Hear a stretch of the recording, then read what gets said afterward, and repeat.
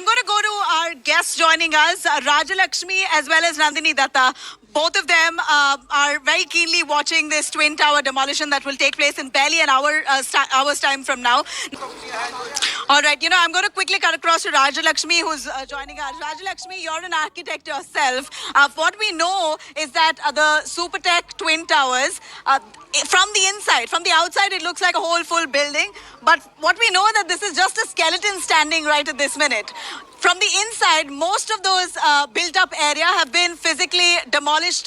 It was manually done even before this demolition could take place. Could you tell us a little more on the kind of impact it may have on houses and properties in the vicinity? Because we're talking about one of the tallest buildings in India, which will be razed down in 9 seconds. So the kind of impact due to the compression, we're hoping it isn't adverse.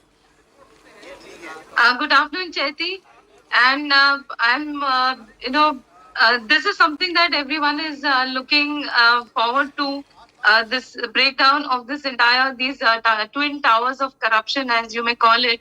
And, this is something that is going to affect a lot of people in a lot of ways. And the authorities have definitely taken a lot of precautions to make sure that there is very little damage to anything around, and obviously there should be no casualty either to human life or to even animals. Now, there will be obviously a lot. A lot is like an understatement. A lot of dust, and that is something like, as you might be aware, it will be more than 4 floors high.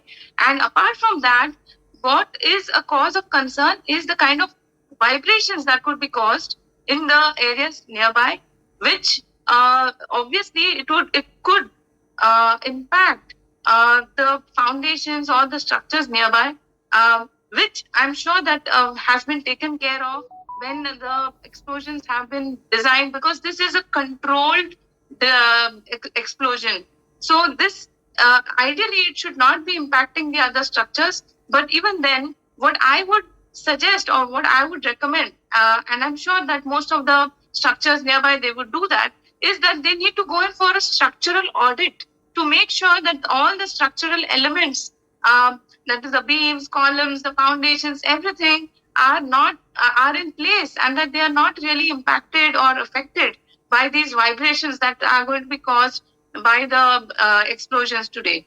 So ideally, they will be done in a proper calculated manner. That is